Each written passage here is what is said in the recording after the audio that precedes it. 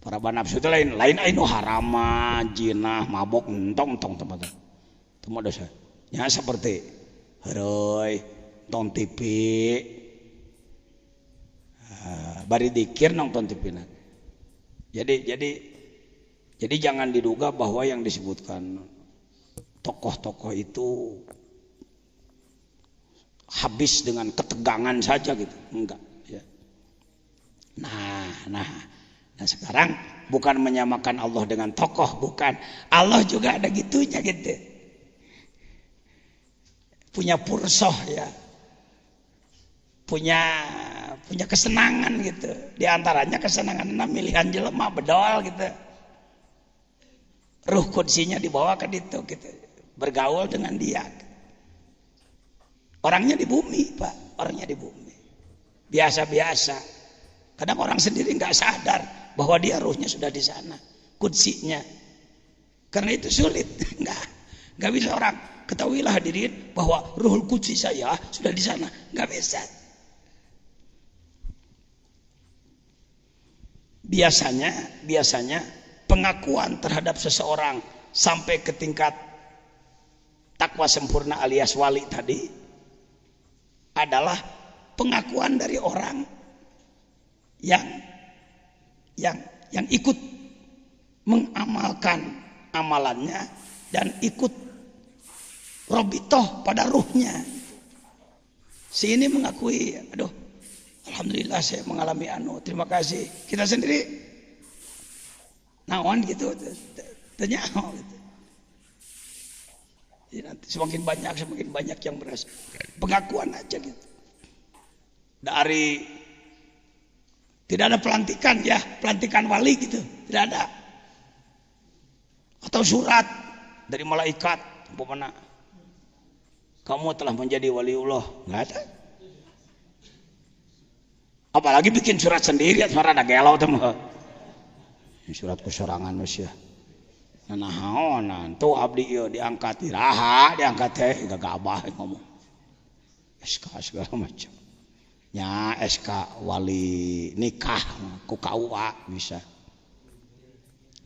ada bayangan.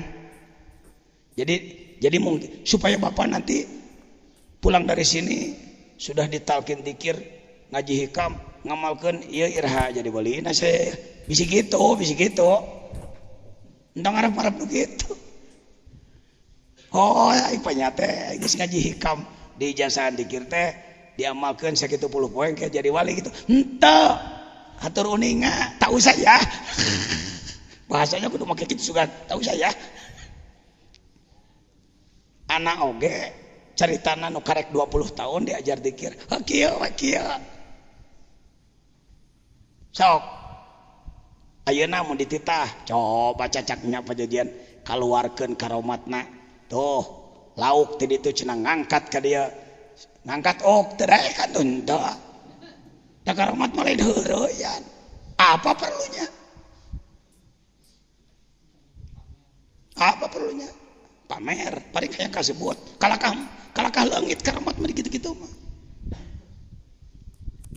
Syekh Hasan Basri, Kiai Haji Hasan Basri, Cicurug, salah seorang tokoh tarekat di Sukabumi, pernah debat dengan pemimpin Belanda, duka sa Belanda nantinya, bun, pastur Belanda, karena beliau orang Cicurug, lebih tahu lah, pastur dari kelompok Belanda, pendeta ya, pendeta pastur. Persoalannya adalah bahwa Kiai Hasan Basri mengatakan setiap air ada ikannya gitu. Duka disebutlah keceplosan gitu da urang geus nyaho teh ayeuna teu setiap cai aya laukan teu kan loba cai nu eueuh laukan dina badan loba cai eueuh laukan kalapa cai eueuh laukan. Izin Allah lisan beliau mengatakan setiap ada air pasti ada ikannya. Si pastor kan enak ngomong sembarangan kiai bicara. Kelapa ada airnya, tidak ada ikannya. Waduh, tegenah oke ya berat. Nah, dalam situasi seperti itu karomah. Jadi karomat teh lain kereteg hate si wali, lain karomat mah. Jadi karomat mah urusan sentral. Jadi karomat mah si orang mah biasa-biasa semuanya, orang biasa. Tobat ibadah sentral sana yang ngatur karomat. Di satu saat memang saatnya orang ini harus ditolong, sebut saja dalam sebuah kesulitan, dalam sebuah upaya perjuangan, Allah yang memperlihatkan. Dan dokio kereteg cek si wali anu sia anu cek ti luhur naon perlu nah. Pak, Nabi Muhammad waktu perang Uhud, sebut saja apa disebutnya kalau dikejar tikaripuh teh, dikejar sampai capek apa itu, pontang panting. Nabi Muhammad sampai belepotan lah, dikejar oleh kalau tidak salah Abdullah bin Qami'ah. Gara-gara pemanah turun teh, kan tadinya udah diatur pemanah di Jabal Uhud, bukit Uhud, bukan gunung Uhud, bukit. Ada bukit ya kira-kira 20 meter lah dari lapang. Kalau gunung mau bisa, Jabal Uhud itu bukit Uhud. Rasulullah mengatur pemanah di atas dan jangan turun, apapun yang terjadi. Alhamdulillah karena strategi bagus, kafir datang dihantam dari atas, dilawan dari bawah, menanglah. Khalid bin Walid belum Islam waktu itu, beliaulah jenderalnya, kabur. Biasa kalau perang sudah menang maka diambil ghanimah, onta lah, kuda lah, termasuk perempuan juga kan dijadikan boyongan ya. Lalu apalagi ya tawanan lah, harta segala macam perbekalan. Nanti disebut teh ghanimah ya perlengkapan lah, logistik tuhnya. Ai geus kolot ngomong teh ngahulang heula wae, logistik diambil. Pemanah dari atas nonton ke bawah, aduh repot nih, kalau di atas terus bisa nggak kebagian. Mulailah satu orang mengatakan, anak rek turunnya. Rasulullah melarang. Semenang iya. Perang udah selesai, turunlah 1, 2, 3, 4. Khalid bin Walid, Raja Wali matanya, mata elang itu, begitu melihat mabur nempok ke tukang. Pasukan pemanah turun, muncul orang mah, stop, balik kanan, gerak. Kira-kira kita merana balik deh, diberi lagi briefing. Saudara-saudara, kita lihat mereka sudah turun dan mereka sedang berkumpul untuk berebut ghanimah. Serang kembali, ambil posisi strategi. Pasukan Khalid bin Walid balik lagi, naik lagi, jadi dibalik. Lebih parah daripada tadi.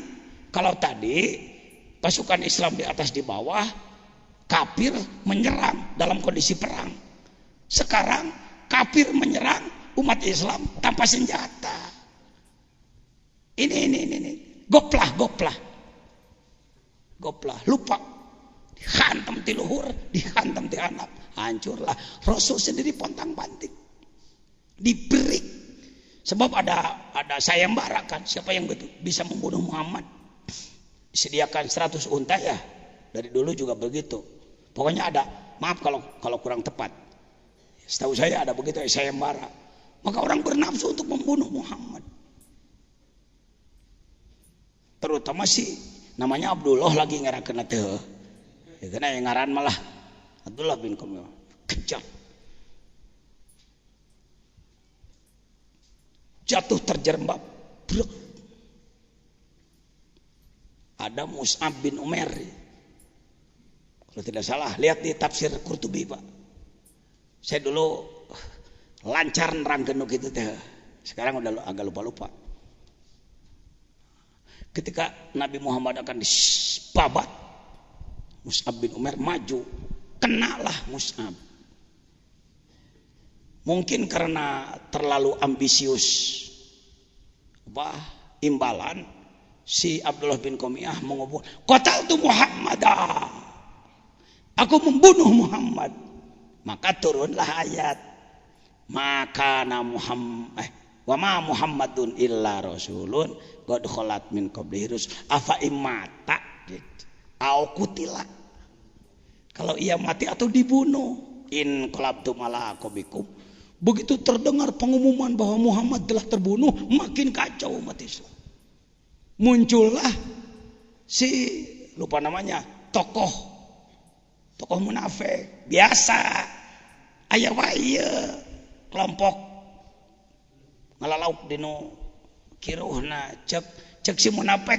Nah, saudara-saudaraku, kalau Muhammad sudah mati buat apa lagi? Daripada berat-berat kita balik lagi aja yuk pada agama kita. Untung ada bukan Anas bin Malik, bukan. Ya, bisa salah lah ngaran lah. Kudu ditembuh lah, kudu kata lar bener ngaran mah. Udah sok dikarang aing ngomong.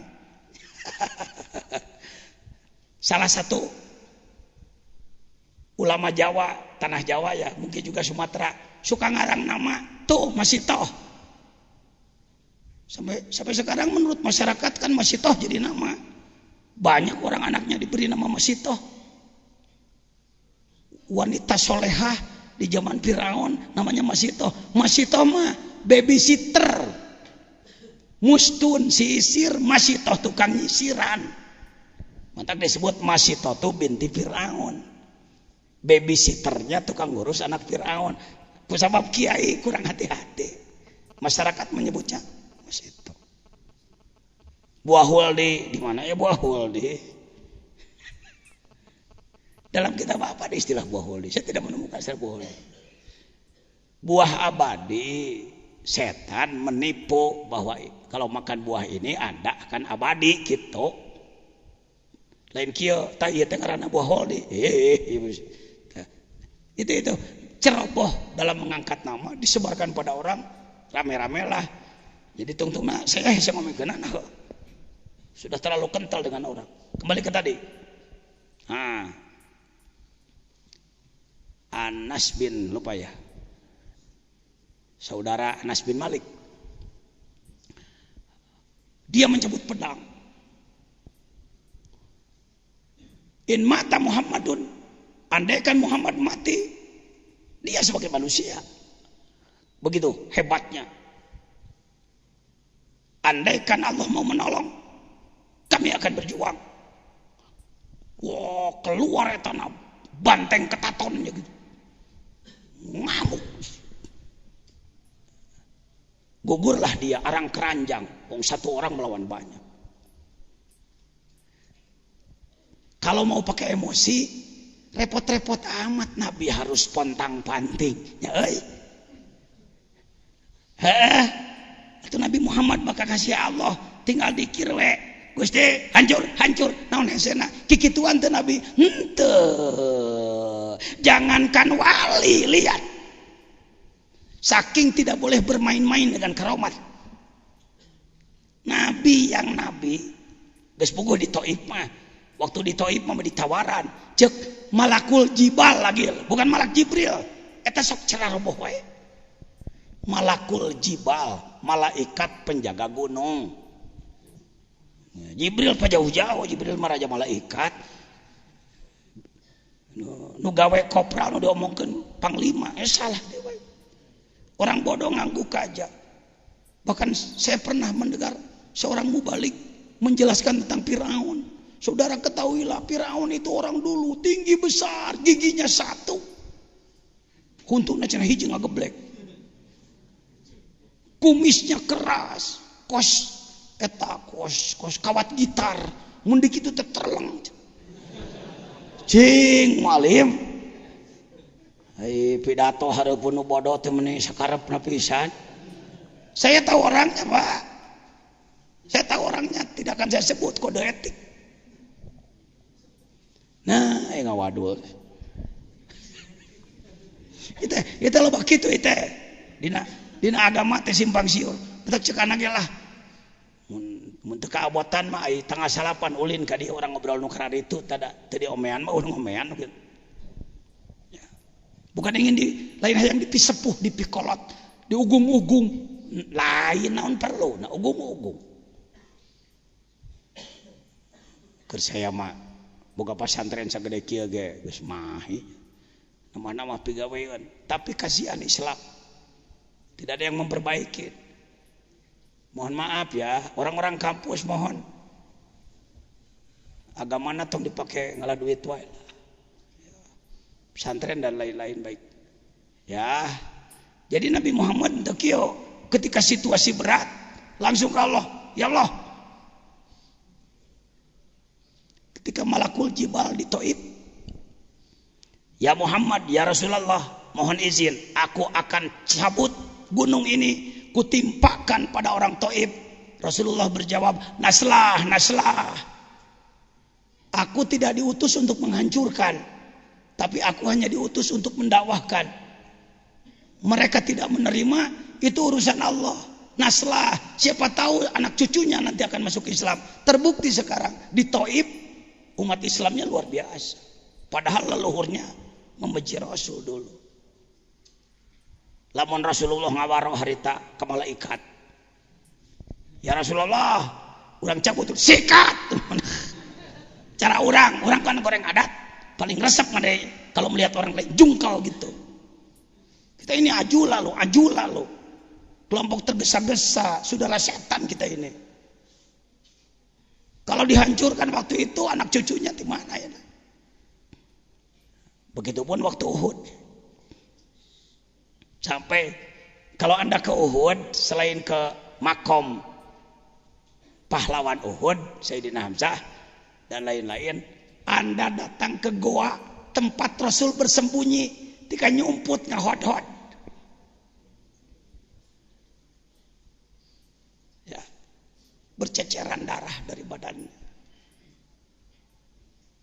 Sakitu teh kelas rajana para nabi, para rasul. Nugas lain karomah deui, mukjizat lagi nomor 1. Andai dia mau, ya Rab, rajat kabeh. Tapi ente, daku maha takdir itu. Jadi jangan berpikir mengamalkan zikir untuk main-main memperlihatkan kehebatan di depan orang. Nu diajar zikir, make hikam mau nanya nu ngaluarkeun kehebatan sok mesem. Nanti cenah. Dipajang-pajang, ditembung-tembung kehebatan, ngarah sohor. Itu bukan ranah ibadah itu. Bukan ranah ketakwaan itu. Itu di luar itu. Main-main itu lakbun. Ya. Kok Pak Jajan, saya pernah jadi tukang begitu dulu. Cekan lagi. Jelema datang ke dia ijazahan. Bere-bere puasa 3 poe datang ke dia.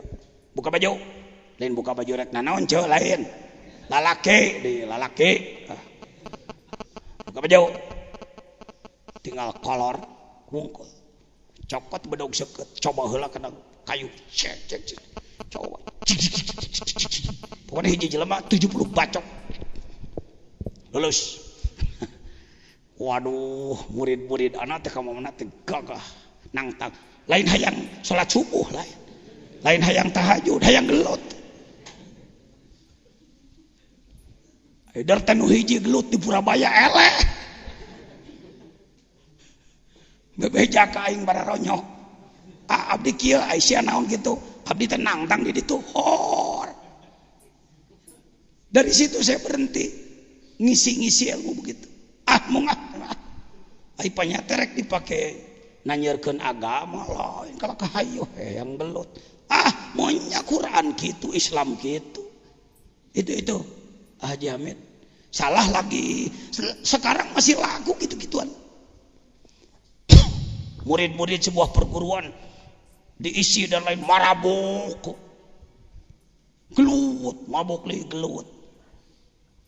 Akhir-akhirnya maha guru di bidang gituan datang ke sini pada saya, ajengan Saya mau jujur ajengan, ya.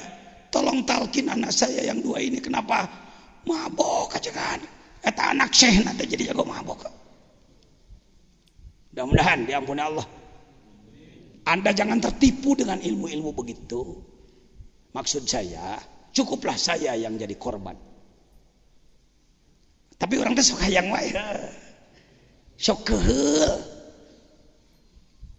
Bulan puasa dina mobil aya nu melenyun. Mun aing gagah ku aing disikat pan segitu lah.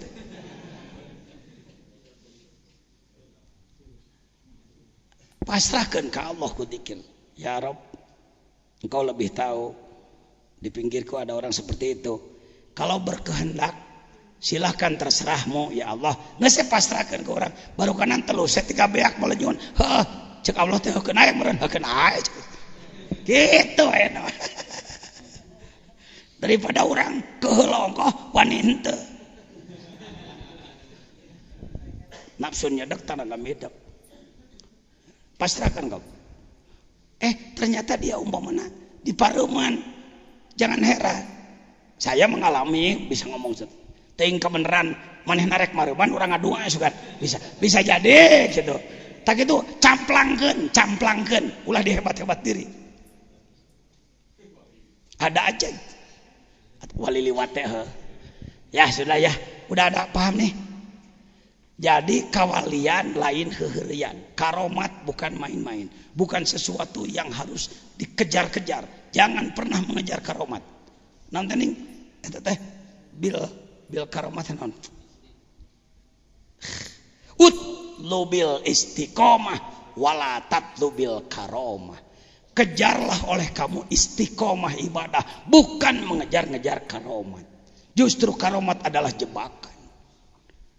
Saya datang ke Mbah Maktum lagi satu saat ke Cirebon. Saya bertanya pada beliau, Kiai, saya ingin istiqomah.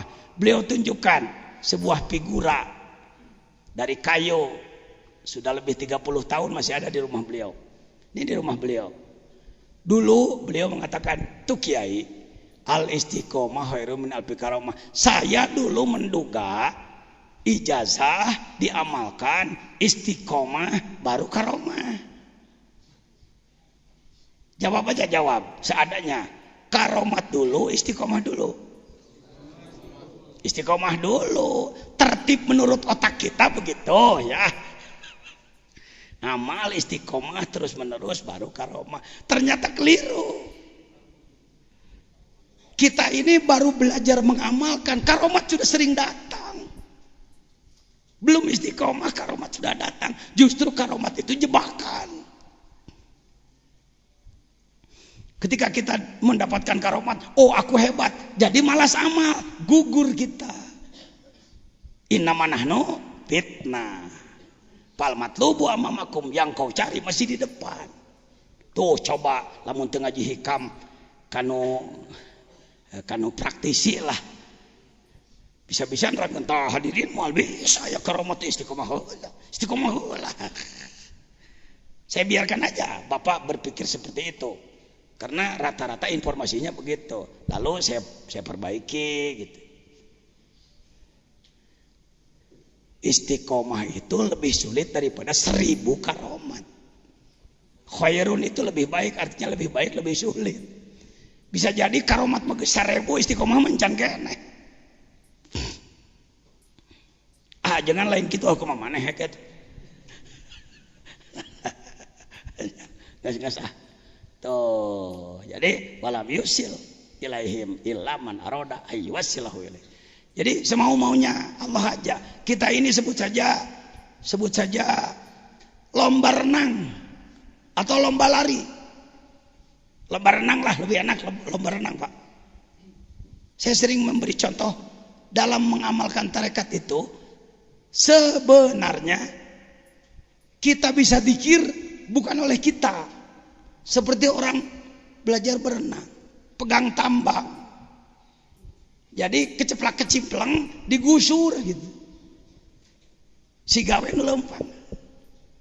Karena itu dalam tarekat yang pertama robito, ketersambungan kolbu, tambang kita pada dia, pada mursyid. Baru ada dzikir.